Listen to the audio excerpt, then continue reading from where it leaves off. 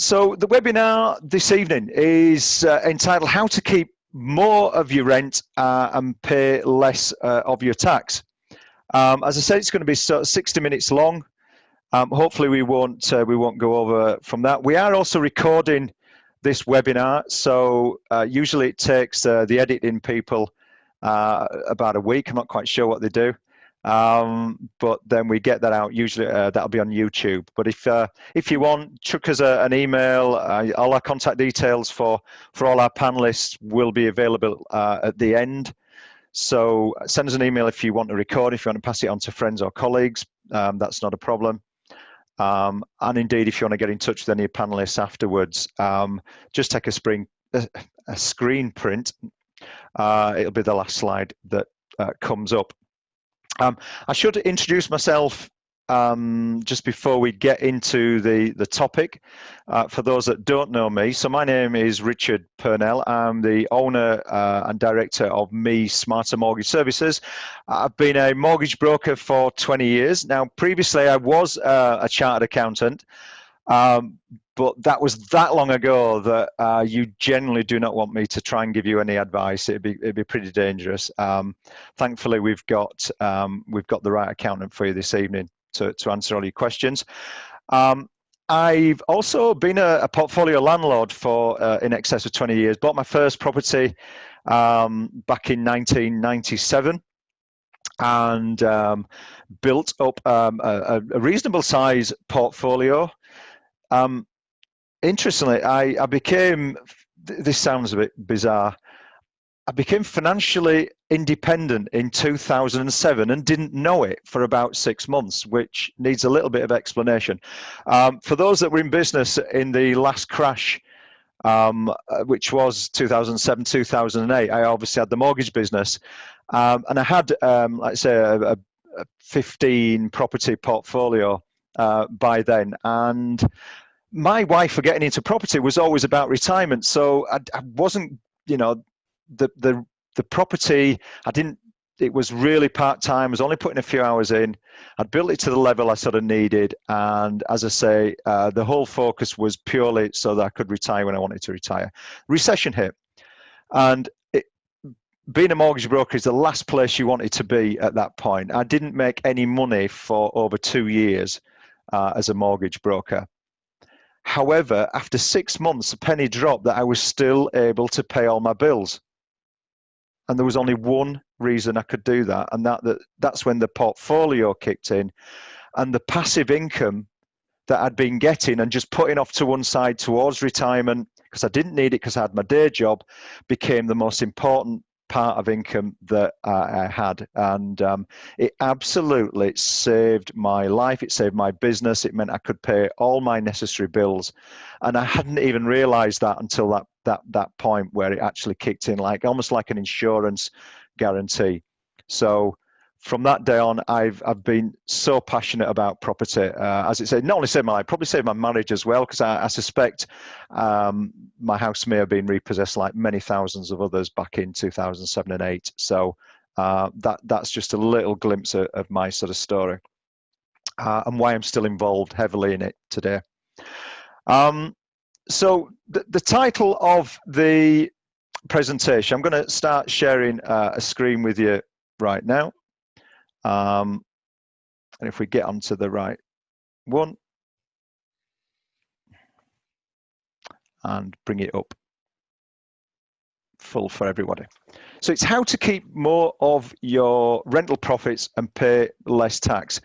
A colleague once said to me, in fact, said it more than once, it's not how much you earn that matters, it's how much you keep. And how true that is, whether you're in trade, in business, or whether you are a buy-to-let investor, that is probably the most important number you need to consider. So how do you do that? How are you going to keep more of your profits? Of course, you need to be shrewd, you need to be smart, you need to educate yourself, but you also need to surround yourself with an expert team.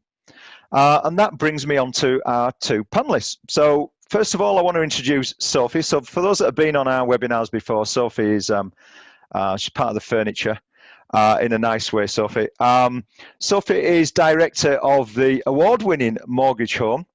The mortgage home started just as Sophie on her own, less than 3 years ago. Now there's a team of 9 in there, so she's grown really well in these last 3 years, and the whole team focus on portfolio landlords.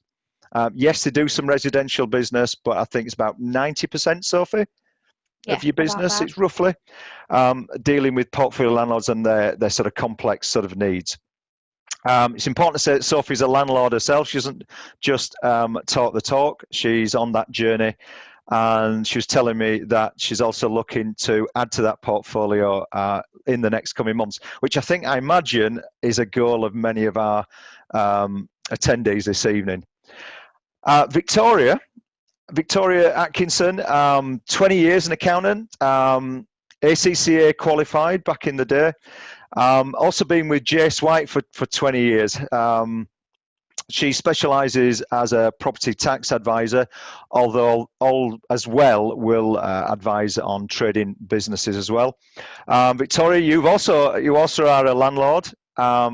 Again, you absolutely get how important that is as part of, I think, your overall long-term plan. And I know we were chatting a little earlier offline, and hopefully you're going to complete on your latest purchase. And your portfolio size, I think you said, you don't mind me sort of sharing that, is going to be at 1.5 million. Now, I know that there's some landlords down in the southeast that are going to say, oh yeah, that's about 2 properties, but that back up north, that's a whole street worth of properties, I'll have you know. So Victoria's been really busy building a portfolio over these last sort of 7 years, and both sort of continuing to do it. So in terms of the agenda, is mainly going to be Sophie and Victoria covering these main areas. So we're going to start off by looking at whether you should buy in company name or personal, and that's Victoria that's going to cover that off, because it's essentially a tax-driven question. And as Victoria will also go through some actual calculations. For those that love numbers, you're going to get quite giddy at a few slides. I imagine those that are not number driven might get a little fuzzy, but either way, we'll cover that off in the next few slides.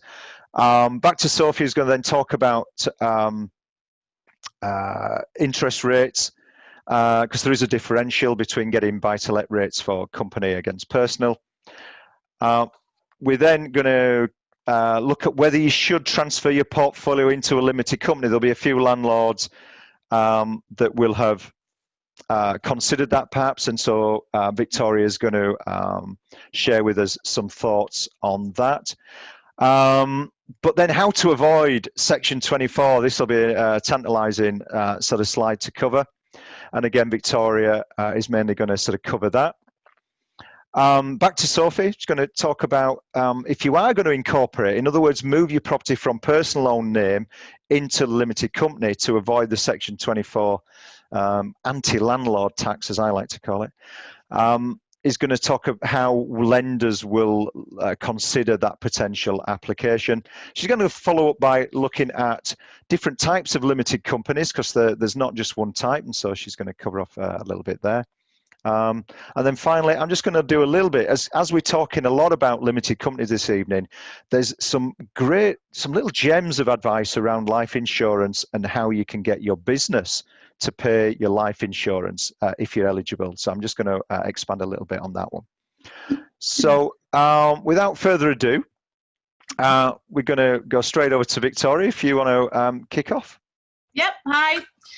Okay, so should I buy in a company or in my personal name? So this is a question I get asked a lot. And there are a lot of factors to consider when making this decision.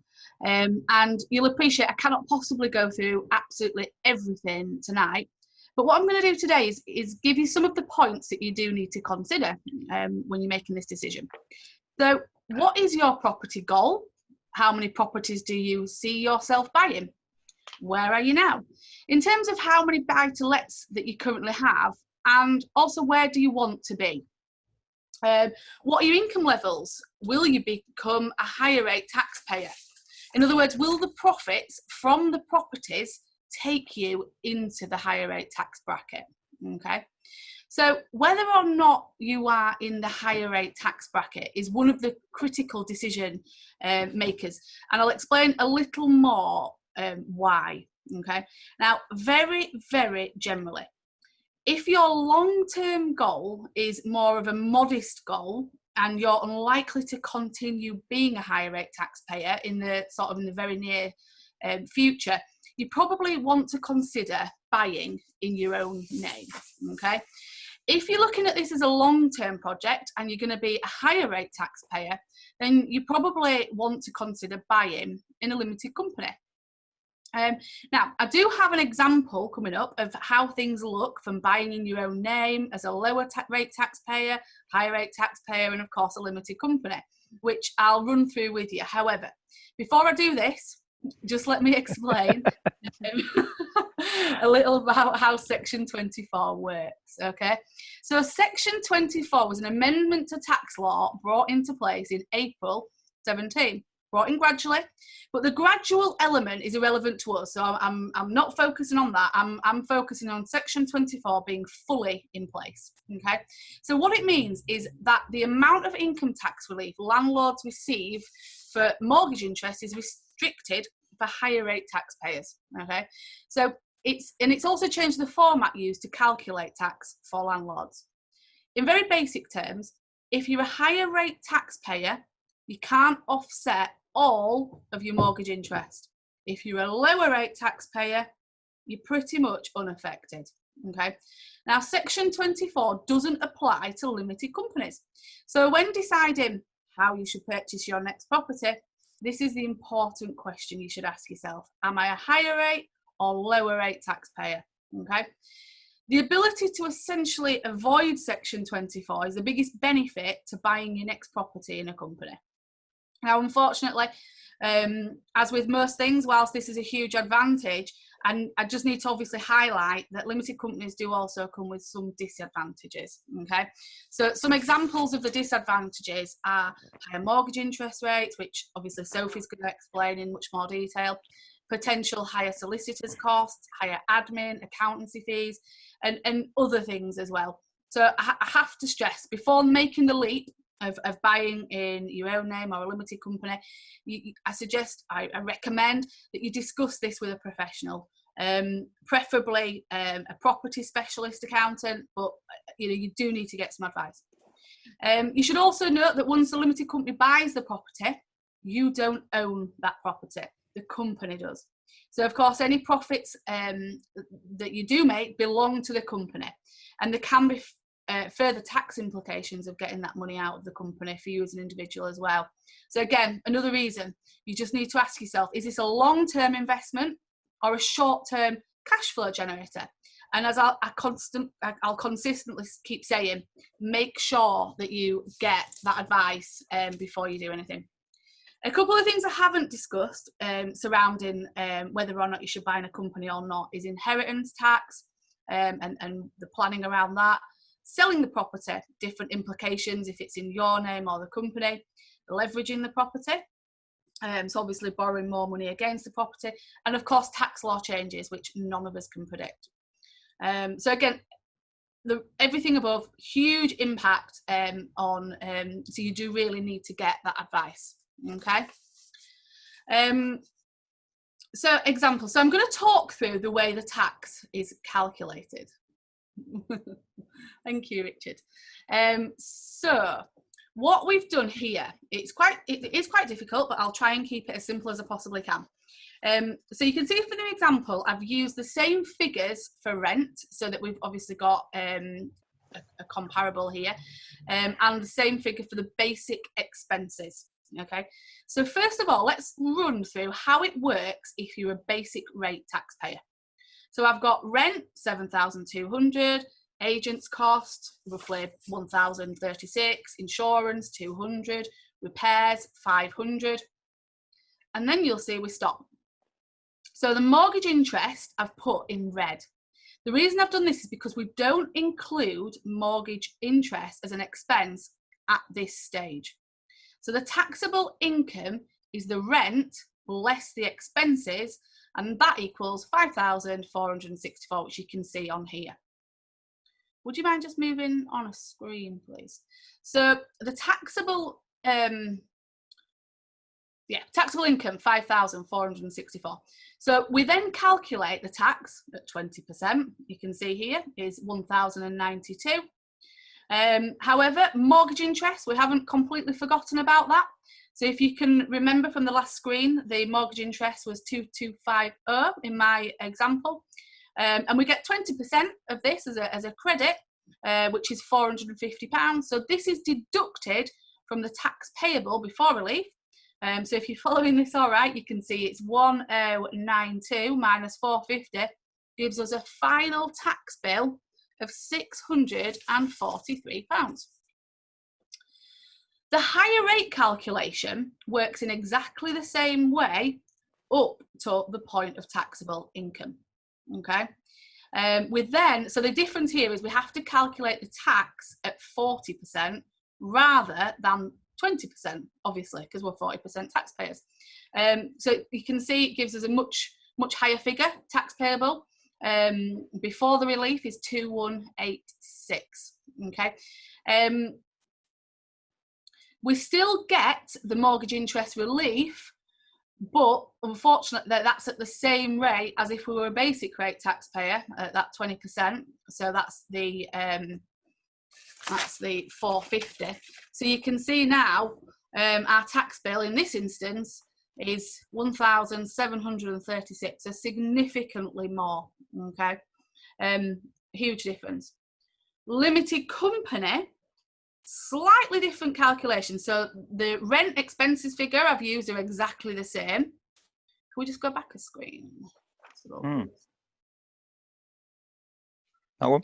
So everything's exactly the same: rent, agent, insurance, repairs. The only difference here, if you remember we said earlier, which is what Sophie will cover, we've used in our example a slightly higher mortgage interest rate, which we have roughly calculated to be realistic. And so this gives us 3150 in our mortgage interest here.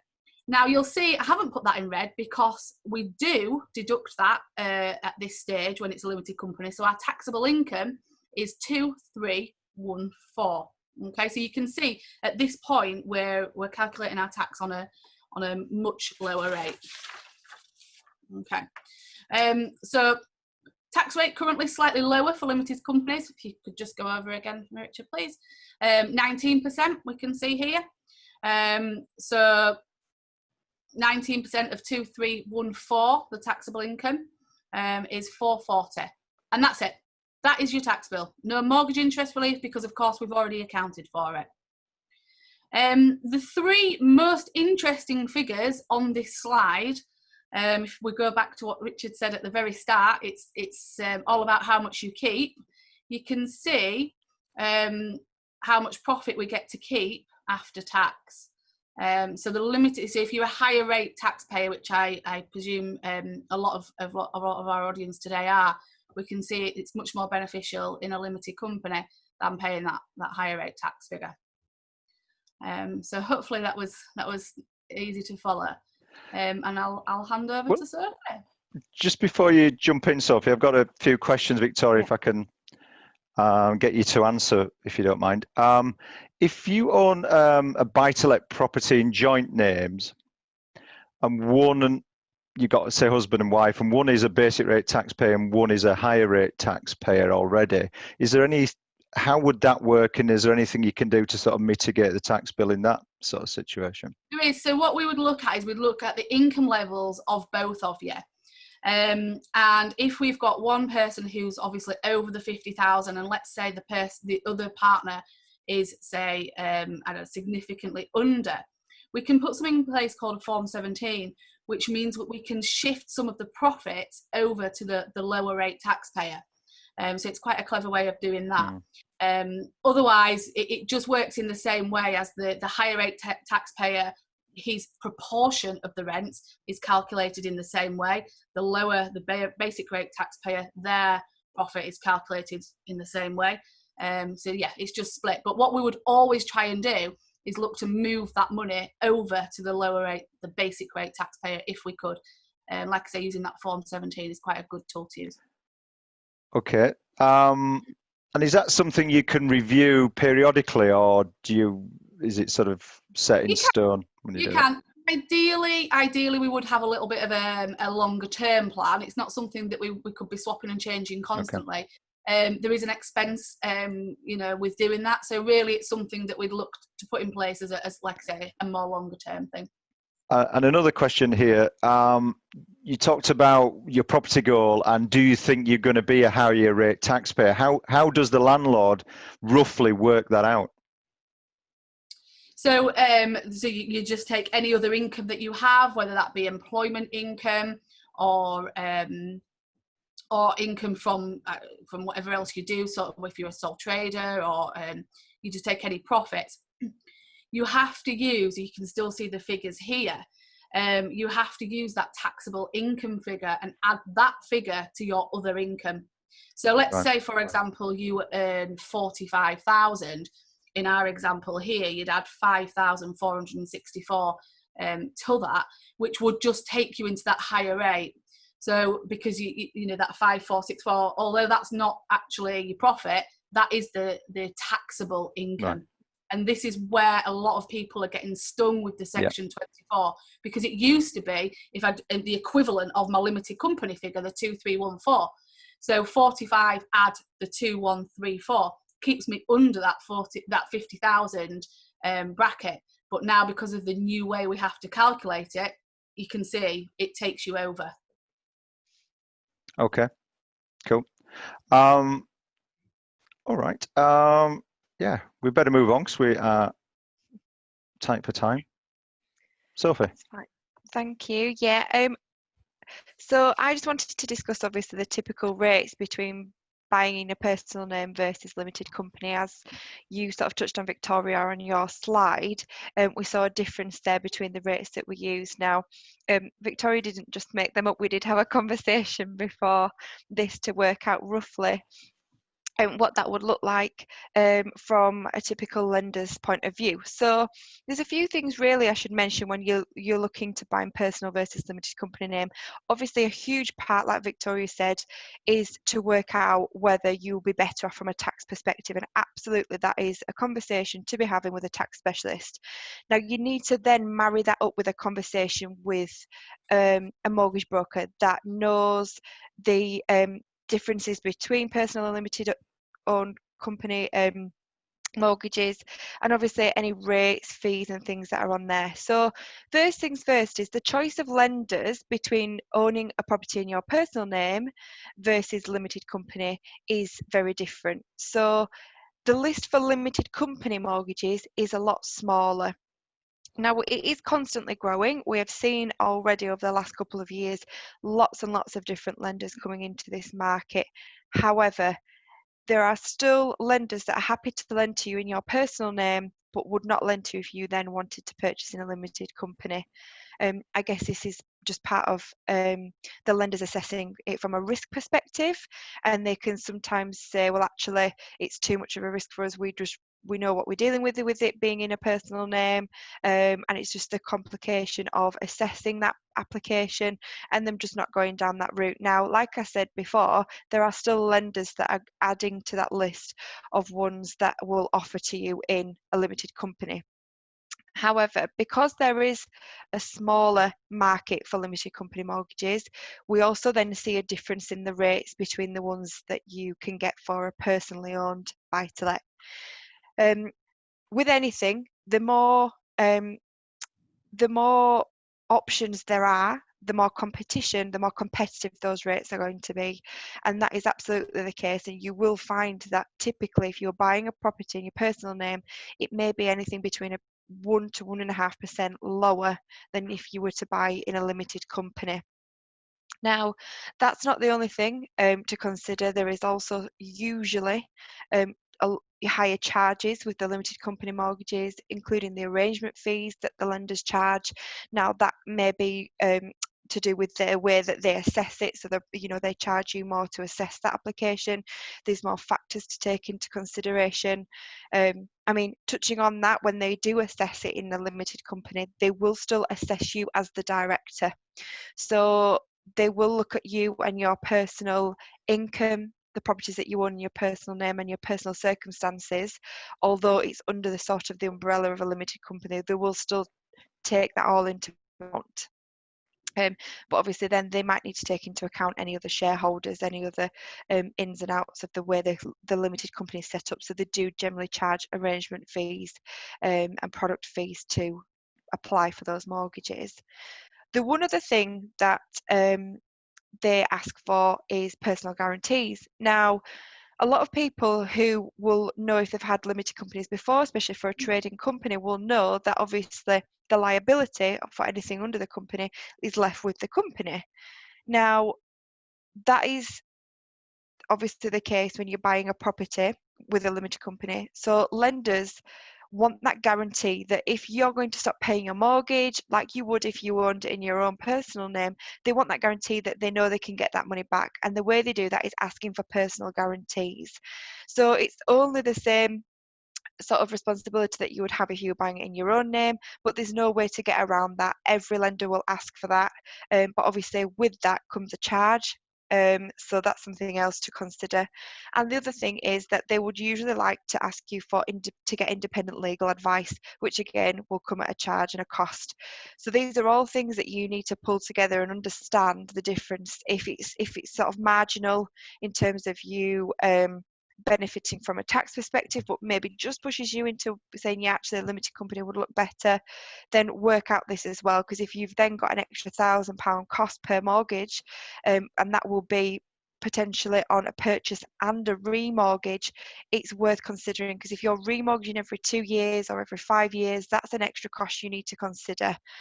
So have all of this information, and if you go to a broker that looks after lots of buy-to-let landlords and does this on a daily basis, they'll give you both options. Here's what it will look like in your personal, here's what it will look like in a limited company. You'll have the two options to compare, to review, and know exactly what that would look like. Okay, I think we're going to move back to Victoria now, and she's going to talk a bit more about transferring any properties that you've already got. Yeah, just a quick question, All right, Sophie, yeah. whether HMO mortgages are more expensive than traditional buy-to-let mortgages. Yeah, good question. Usually, again, it's very similar to what I was saying with the limited company mortgages. There's just less lenders that offer them. So sometimes if you do go for a HMO mortgage, there's just less competition, so it's less competitive rates, and again the fees are generally higher on something like that because of the assessment of them. So yes, they do tend to be higher in rates and fees. Yeah. Okay. Back to Victoria. Okay. So another question which I get asked a lot is, can I move my existing portfolio into a limited company? So some of you might be able to identify with this statement, which I'm about to say. So is this you? So because of all the changes and how tax is now calculated, I'm now a higher rate taxpayer when I wasn't before. So what can I do? So this is something what a lot of people ask me. Should I move my personally owned property into a company?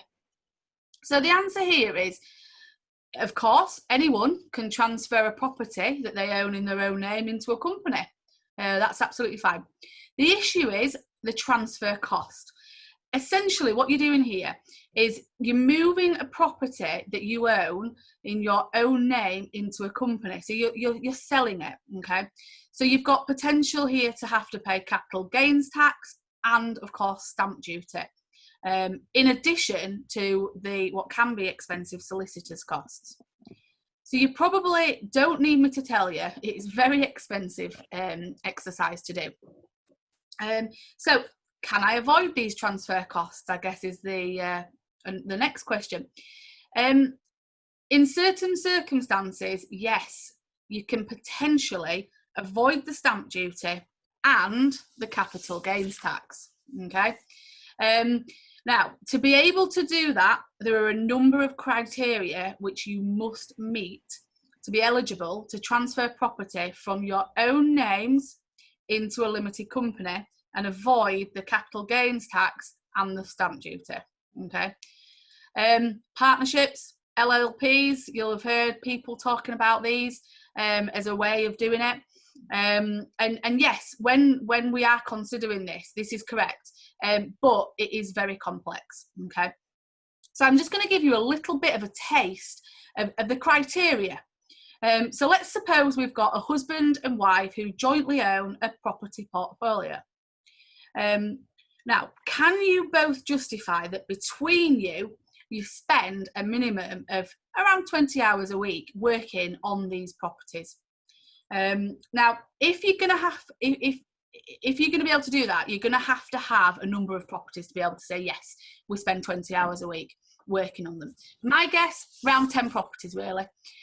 So, as I say, really, to enable us to look at this in further detail, to be able to move these properties in the way that we've said and avoid these high costs, you really need to have a minimum of 10 properties, ideally. Okay. The Ramsey case. So I'm not sure if any of you have heard of this case, but it is a case which was obviously taken to court and possibly worth a read if you're considering doing this. Okay, so the Ramsey case might just help you understand the 20-hour rule, and also the other criteria too, which you must meet to be able to do it. I assure you, the last thing that you want to do is move a portfolio which hasn't met the correct criteria and end up with a huge charge at a later date. So it's really, really important that you obviously, again, as I keep saying, you speak to a specialist who knows how to move these portfolios, who knows when it can be done, and who knows when to say, no, it can't be done. We need to look at other options as to how to get you out of that higher rate and avoid that Section 24. So, of course, again, I'd be more than happy to discuss it with anyone who wants to pursue it as an option. But yeah, you've just got to be very, very careful because it could be costly. Okay, are we going back to Sophie? I think we're talking about how to avoid Section 24 staying with now. Me? Okay, so in terms of how to avoid the Section 24, as I say, we would look at the partnership option, the LLP option of moving them into the company, and if we can't do that for whatever reason, we need to look at other options. So let's look at another quite smart way of not having to have the issue of the Section 24. So holiday lets, obviously very popular in the UK.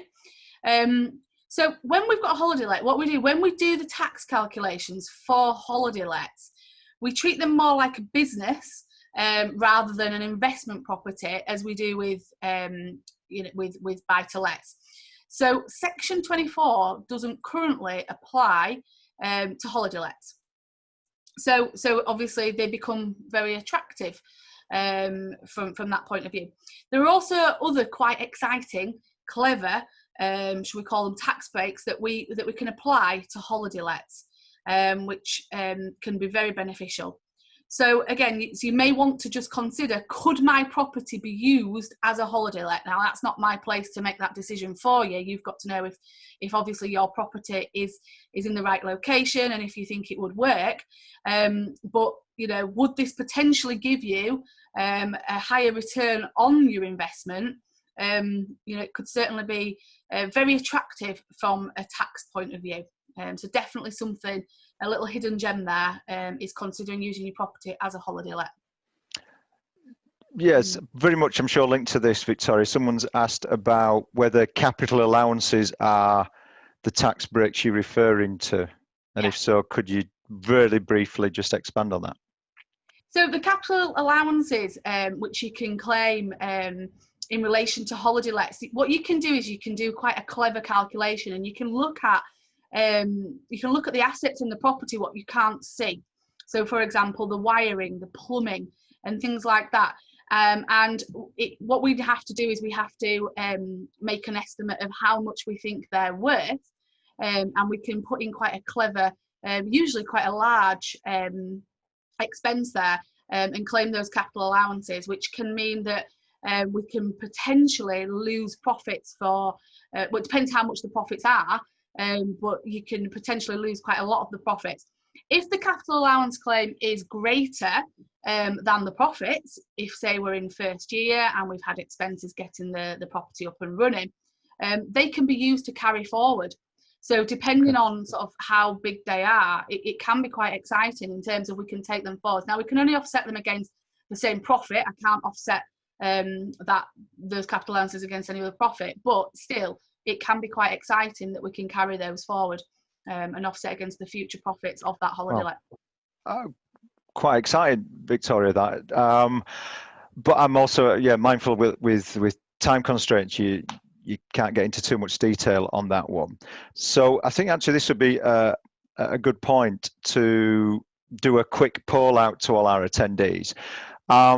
If you want more information on any part of Victoria's presentation, or want to have a review of your situation, or you just want more information on anything that Victoria's only just managed to, I guess, touch on this evening, then we'll just launch the sort of poll now. And if you just answer yes or no to this poll, if you want a review, we'll link that to your email address, and I'm sure Victoria will get in touch and maybe fill in the gaps for you, because that's the thing about tax, isn't it? The more that you start digging under the surface, the more complicated and detailed it is, and it can be quite unique, can't it, to everyone's that's the problem. It is so unique to each individual, so I really do need to have quite an in-depth conversation with individuals to work out which areas apply to them. Yeah. Okay. Thanks for those that responded on the poll. We'll move on now to Sophie's next slide, about the same thing really, but from the mortgage lending point of view. Yeah. Sophie. Yeah, it's important to see it from both sides. So obviously, like Victoria was saying, there are cases where you can incorporate them into a limited company even though they were previously owned in a personal name. And if you have spoken to Victoria, you realise that you are eligible, you meet all that criteria, and that's the way forward for you. But you've got mortgages on them all that are with lenders that don't offer limited company mortgages, then that's going to be the next hurdle. So the main thing to note really is, again, you're going to then be hit with the lenders that will allow you to lend to lend to a limited company. So it won't necessarily be the case that if you've got your mortgage with Barclays, for example, they no longer are even doing buy-to-let landlord products, but they don't lend to limited companies either. So it's something that you're then going to have to address with them, because they won't be happy for you to chuck it into a limited company and still have that with them. So when it comes to lenders and what they're going to ask for as part of that process, they will generally ask for some documents, and some of the lenders are going to ask for the dispensation form, which is from the HMRC, to say that you have gone through the process, you meet all the criteria, and that you are allowed to do it. And some others are just happy for you to have something from your accountant, tax specialist, that have said, yep, this is why we're processing it. And so it's not just you saying, yeah, this is what I'm going to do, I'm going to transfer it over, I'm sure I meet all the criteria, it's fine. And they go, okay, off you go. They would expect that it's come from a HMRC or a specialist to say that that's okay. In terms of the way that they would allow you to apply, they're still going to see it as a purchase. So although you're saying, well, it's not a purchase, it's a transfer, they have different sets of products depending on what you're looking to do. And usually those would be defined as a purchase or a remortgage. So they're going to look at it as a purchase. And in that terms, usually the sort of effect that would have, not much in terms of rates, you sort of just be eligible for whatever they're offering, but they're probably going to want you to get separate legal advice that you'll have to pay for to be able to transfer them over. And obviously then the solicitors doing their part as they normally would with changing everything on land registry with their interest on the property. Now, talking about the deposit, so obviously you own this property, you're just transferring it over to your limited company. You're not selling it to your limited company, so your company's not purchasing it. So essentially, there is no deposit, but they'll allow you to keep the equity within the property as the deposit. So you're transferring it at full market value. You've got the cost of the mortgage on there. They will do a valuation and make sure that that is correct, that you're transferring it for that amount, and essentially the equity in that then becomes your deposit, and there's no need for that additional cash to be input. Of course, if they then do a valuation and decide that it's not worth what you're transferring it for, and you know your mortgage isn't at the loan to value that you're applying for, which on limited companies I've not really said this, but it's typically the same as in your personal name, so it tops at about 75%.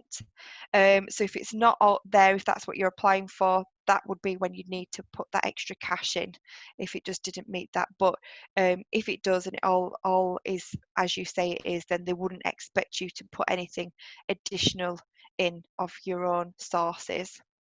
So that would be how they would treat it. So yeah, just moving on to the types of companies, this is really important as well. We're going to talk about SPVs, which means special purpose vehicle. Essentially, this is still just a limited company. It's just that it's been set up specifically to manage, purchase, and just look after property. So the way that they are different in the sense of the lenders knowing any different is by what's called a SIC code, standard industry codes they are. And essentially when you set up a limited company or you get your accountants to set up the limited company, you have to select at least one of these codes which dictates what you're going to use that company for. Now that is exactly what lenders are going to look at when they're looking to see how you set up the company and that it's been set up correctly. Now, if you are going to a lender that is offering limited company mortgages, any company that offers limited company mortgages will offer one to a special purpose vehicle. So a company that has been specifically set up purely to manage and look after property. However, only a portion of those lenders will then still be happy to lend to a trading limited company. So you might say, well, I'm a hairdresser and I've got a limited company for my hairdressing and I've had it forever and it works and I've only got then one set of accountant's fees because it's all under the same company. I'll just use that. To a lender, that is messy. There's so much more involved in there. There's obviously another company, there'll be sets of accounts, it's been running, and the lenders that will allow you to use that will ask for a lot of information. They'll want to see your accounts, they'll want to know if you know you're making profit and anything that's tangled in that web. So to make it really clean and to give you the option of the biggest portion of lenders that you can apply to, I would suggest to set up a brand new company that is with these specific codes. Even if you set that up today and bought your first property tomorrow, lenders do not mind. It doesn't have to have had a year's accounts. It doesn't have to have any sort of history. It just has to say what it does on the tin. They know what they're getting into. They can see that it's only going to be used for the properties, and they like that. It's nice and clear for them. So that is what we mean by special purpose vehicle. In terms of how you then set up your company, in terms of the people that are involved and the directors and shareholders, that will have a major impact as well when you're applying to lenders. Each lender, like with anything, has different criteria. Now, anybody that you have on your company as a director will automatically have to then go on the application. So if you are Mr. and Mrs. husband and wife, you're buying a property together and think, actually, let's do it in a limited company, and Mr. and Mrs. become the directors of the company, then great, you're both then the applicants. There's no shareholders, nice, straightforward. They're going to assess you like they would in your personal name, ask for your personal details, and everything will be fine. However, if you then decided to add on some shareholders, that's when it can get a little bit more complicated. So with the shareholding, lenders are going to ask for details of shareholders and also the shareholding that they have, the percentage. And usually this is, again, is a very, very general rule. If you have a shareholder that has 20% of shareholding or more, they're then going to want to either add them on as an applicant to the mortgage, or they're at least going to want to start doing credit checks and looking at them and assessing them because they've got such a large shareholding within the company. So that's really important to bear in mind if you're adding anybody on there that maybe hasn't got a clean credit history, or that they wouldn't necessarily meet the criteria of the lenders. I think the other thing just to mention back on the directors is if you say set up a company and there's 10 directors, a lot of lenders will just restrict you to a minimum of 2. Some will allow you to have 4 as an applicant on a mortgage application. So again, bear that in mind if you're thinking, oh well, we can all chip in, we'll do a huge company, and it can just get complicated and lenders just won't like it. So we're talking about JV shareholders, so joint venture shareholders. That's something else to consider. So obviously a lot of people that we do mortgages for and help along the way don't always use their own cash. They use other people's, which is a really great way to get quickly into buying property if you don't have your own funds, own savings, etc. Now, if you decide that actually a limited company would be a really great route to go down with your joint venture partner, and think actually, well, I'll be the director, it's still all be in my name in terms of the application, but then we're going to add the joint venture partner on as a shareholder to the company. They've still got some involvement. That's totally fine. Again, remember that percentage of the shareholding above 20%, they're going to start asking more questions, maybe party to the mortgage. However, the key point is if you've got multiple JV partners, so you've got multiple people who are going to give you funds towards the purchase of properties, I would suggest to use a different limited company and set up a new company for each partner that you're setting up. So if you have one limited company and have JV partner number 1 as a 15% shareholder and JV partner number 2 as a 50%, it again is getting complicated, it's getting messy, there's a lot of people involved there. And also then the properties are also within that one limited company. No matter how many people you add on there, that limited company owns all of those properties. So again, either use one JV partner with lots of funds who can keep putting money into that limited company for you, and you've got a real clean, way of dealing with it in just one company. Or if you are going to use that strategy and use different people, set up different companies. And then briefly just to talk about minority shareholders, this is more to do with succession planning, and we see this a lot with clients where they actually add their children on to their limited companies. Again, it gets around certain things with inheritance tax, and obviously there's other benefits to that which Victoria will be able to talk you through. But this is really key as well to make sure that that shareholding that they've got is quite a small percentage. Now the general rule is, again, below 20% shouldn't be an issue.